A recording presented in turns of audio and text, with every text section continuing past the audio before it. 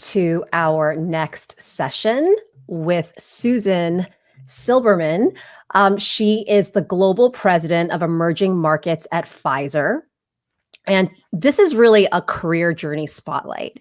What I think is so fascinating about Susan is that she's been at Pfizer for for many years. I believe 30. Is that the number 30? 32. 32. And she started off as an intern and over the years now is a global president. And so as today is all about, how do we lead our career better? How do we really start visioning for the kind of careers that we want to have, whether you're starting out, whether you're, mid to senior level, really sort of stepping back and really creating a career that is meaningful and not only that can impact you, but impact so many others. So thank you, Susan, so much for being here. Very welcome, Claudia. It's nice to be here today. And hello to everyone who I can't see, but I know you can see us. That's right. So the first thing is tell us about your role and, what you do, how large the team is that you manage. And, of course, everybody knows Pfizer as a big pharmaceutical company, but just tell us more about what you do. Sure. So today I am sitting in the chair of Global President of Emerging Markets. At Pfizer, that means I'm responsible for our innovative pharmaceutical portfolio across all of the countries in Latin America, all of the countries in Africa and the Middle East, all of the countries in emerging Asia, which excludes basically Japan, Korea, Australia, and New Zealand. So everything else that you would call Asia is part of my responsibility, and China. And I have a total of about, when you roll them all up, about 10,000 colleagues that are in those parts of the world that interact with customers, that interact with healthcare professionals, that interact with governments, to bring our breakthroughs to patients to help them solve major medical issues. Got it. And just since we're on that topic, and just given, obviously we have to bring up COVID really quickly, how has, as a healthcare pharmaceutical company, and in terms of how has that impacted your role and what you've been focused on in sort of all of COVID and what's happened in 2020? Well, COVID certainly was something that when you were sitting in my chair this time last year, getting ready for 2020, COVID was not a word any of us knew. Coronavirus might be a word that some people knew, but not COVID-19. This all started at the very beginning of 2020. In fact, it originated in China. I happened to have been in China in January around the time that it was all starting. And by the time I got back to the States, Pfizer set up a global COVID-19 task force to focus on our colleague health and well-being and to make sure the company was prepared to get through this. I actually am also now sitting in that chair. I lead that task force for Pfizer that focuses on the health and the well-being of our colleagues and has tried to help us all navigate through a very strange period in our professional careers, but also in our personal lives. And it's meant a lot of changes, including the fact that we're doing this virtually. You can tell behind me, this is not my office at Pfizer in downtown Manhattan. This is my office at our home outside of the city where I've been basically for 162 business days straight. I sort of started a calendar for some bizarre reason in March when I started working from home, and about midway through realized that we all are not really working from home. We're sleeping at the office. It's different. And just in the last quick, question on that, I think a lot of people, and we have a lot of mid to senior and also rising stars who might be starting out in their career in this community. But I think that there's this perception too that, your company wants people back at work. But I found that the senior leaders, like the chief diversity officers, or this is actually giving you time as well, right? Probably in decades to not be on a plane all the time and actually seeing that this way of working works. Yeah, I think it has accelerated a lot of the conversations around the future of work or how we're going to work in the next century. The next century started in March, at least in this hemisphere, with everybody realizing that it may not be always the greatest place to work. And I do miss my colleagues, and I miss that personal interaction that we had in the hallway or after a meeting, the quiet conversation that you were able to have. But I've also managed to have much more balance in my life. I've managed to integrate more exercise. I've managed to integrate more time with my wife and with my family. Yeah. I've managed actually to connect with friends, even though it's over Zoom calls or FaceTime, that I probably would see 4 times a year. We've probably chatted 12 times already. So I think it's just upended everything. And I think in a good way, in many ways, in a good way. No, thank you for that, because I think it's so, you tend to think a global president that manages 10,000 people, you sort of put them in this different, like they're not like us, right? But we're all human beings experiencing the same thing. So thank you. The next question is, you've been there at Pfizer now for 32 years. You started off as an intern. Number one, what was it? How did you know from the very beginning that you were aiming for president? You were aiming for this leadership position. And what was it about the culture of Pfizer that made you want to stay? Because, most people by the age, by their 30s, 40s, they've had multiple jobs at different companies. Right. So first couple of points. One, I don't know anybody that when I started at Pfizer said, I'm going to be here for 30 years. Everybody was saying what you just said, Claudia. I'm going to change jobs. I'm going to move around. I'm going to do different things. I got very lucky. I started as an intern when I was finishing up my MBA. There was a job offer right about the time I graduated. I decided, first couple of years going to a place that I already know where the cafeteria is. I already know who to have lunch with. I know where the ladies' room is. Why not?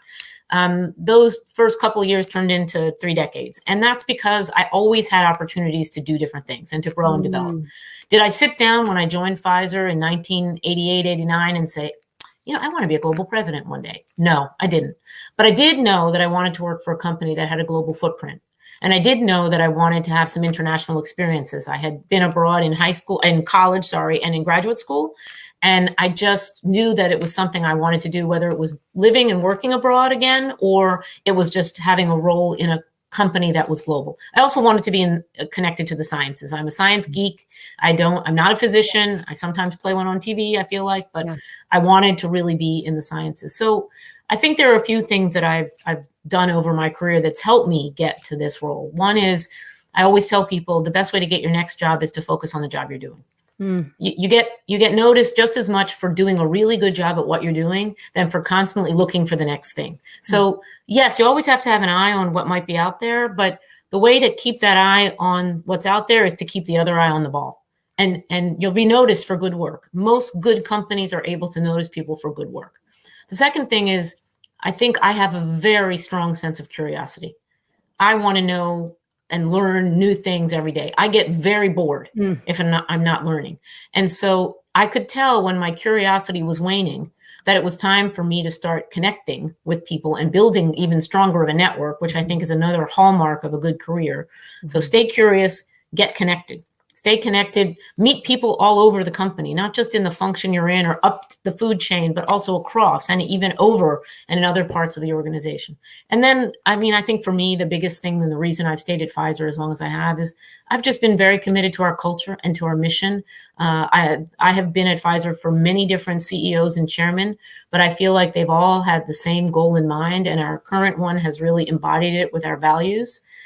We really are here to help people live longer, healthier lives and bring breakthroughs that will change patients' lives.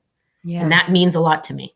And if you were to say that there were, because I have so many conversations with people inside organizations who get frustrated that maybe or they don't see a place to go up, right? So then that's where the risk, the risk of them leaving, right? That's when that occurs. Flight risks. That's what I was, and so much of, what we want to support companies to do is, as they work on creating a more inclusive workforce, is really focus on retention, especially since, 860,000 women left the workforce in September alone, and also advancement. So how do what would you say with like maybe 1 or 2 qualities of Pfizer's culture, that you think is really special? Like what have they done well in that perspective? I think as any big corporation, we've always been committed to inclusion and committed to diversity, but we've put some markers out there in the last 5-10 years that have made a difference. We right now have about 1/3 of our population of vice presidents around the world are female. We have a goal of getting that to 49% in just a couple of years. So we are very focused on making sure that we see the unseen. And one of our core values is equity. And that definition of that for us is everyone deserves to be seen, heard, and cared for. So that applies to our internal colleagues as well as our customers. And so we want to make sure that all diverse perspectives are taken into account. We've even started a program called Women Inspiring Women, which is a cohort of senior level women that are given coaches. They're given a chance to interact with women more senior than they are, as well as men, and to continue to grow and develop. And I am happy to say that of the first cohort, the vast majority of them already, after 1 year in the program, are already in new assignments. And we've doubled down on the program and doubled it up for this year. And I hope many of them are listening today. We really are focused on our diversity, not just because it's the right thing to do, it's because it's the smartest thing to do. Diverse perspectives bring better outcomes. And that's a bona fide financial fact. Right. Yeah. And I want to continue to lean in on this conversation because just to really put it into as realistic of a circumstance as possible. So for example, let's just say, when you think about you manage such a huge department globally, but there is maybe a manager in a role in one of these countries who is might feel, and again, I'm just using this because I hear these stories in organizations, right? That, might feel like, okay, I'm really struggling with work-life balance right now, or, my manager doesn't see the same eye to eye here, as what I'm experiencing. I don't feel like I can approach that manager, or my boss. And, and the company says they stand for something, but I don't feel it. Right. And so many of these situations happen, and, and at the end of the day, every human being is different. So what would be your advice for somebody like that in that position? I'd say the most important thing is you should be able to find someone you can talk to voice your concerns. Every company, and I know Pfizer, we have multiple paths to have open door conversations, we call them, to have conversations with a group we call our ombuds group, where you can talk anonymously if you have concerns, even if you're really worried about retribution. It is clearly our core value. One of our core values is courage, and that's the ability to speak up and say what's on your mind. And we're working very hard to make sure that at every level of the company, people feel that they have the ability to have a safe place to voice their concerns. The tough part of it is, Claudia, is not every move you make in any company is going to be vertical. And I also like to talk to people, and when I coach them, is movement is development. Lateral movement can expand your horizons sometimes more than vertical movement. You see a whole different perspective. You get out of the rut that you're in. You have a different rhythm. You interact with different people. Cross-functional development is really good as well. So I really encourage people to think of their career not just this way, but also this way. And sometimes you might have to go down to go back up. But you'd be surprised, as a former boss of mine said, sometimes if you zig when other people zag, you'll find yourself 5 years later in a much better position. I love that. And I love that that you also just mentioned that it doesn't have to be your boss, right? It's finding, there are many people within an organization that, that might have influence. And I love that. I love that piece of advice. Thank you so much. So moving into the global piece of your role, because I've heard also, like, PepsiCo, for example, is one of our amazing partners where I do a lot of my leadership training and coaching. And I know what shows up there a lot is, I think it's hundreds of thousands of employees. And also when you think about the people that are, in the corporate office versus, out there on the field, and, different cultures have different, belief systems and different diversities and different behaviors and different cultures. And so how do you create unity in that diversity? How do you, what's the, if you're running a global team, like, for example, you might be head of North America XYZ, but it's a Japanese company, right? Konica Minolta is a Japanese company. So, you're in the US trying to create this inclusive workforce with Americans, but it's a Japanese, rooted heritage company. Samsung, Korean company. So, any advice there or insights there? Well, I think that Pfizer, like most global corporations, you have a central mantra, and it doesn't really matter where you work for us. Whether you work in Teterboro, New Jersey, or whether you work in Thailand, our mission is breakthroughs that change patients' lives. Period. That's the core. And our 4 values are our 4 values. You can translate them into Thai, but they're excellence, courage, equity, and joy. Those are things that cut across every culture. They cut across every country. They cut across every function. And that is a part of who we are. And we interview against those. We talk about people's leadership skills against those. We use them as the sort of the guts, if you will, of the company that are the common values. Yes, there are cultural differences in every country. I certainly have traveled to many where you just do things differently. You run meetings a little bit differently. You eat at different times of the day. There are different customs when people are having celebrations. I mean, that's the richness of the world. That's the beauty of working in a global environment or a global sector. But core to Pfizer are these values. And these things don't change no matter what language you speak, no matter what function you're in. And that helps us with that global cohesion of an American-based company. But as I've said in many of my meetings, yes, we're an American-based companies, but often when I go and do a town hall in another country, I'm the only American in the room.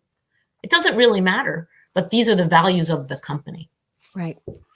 Can you also just repeat it one more time? The mission and the 4 values. Breakthroughs that change patients' lives.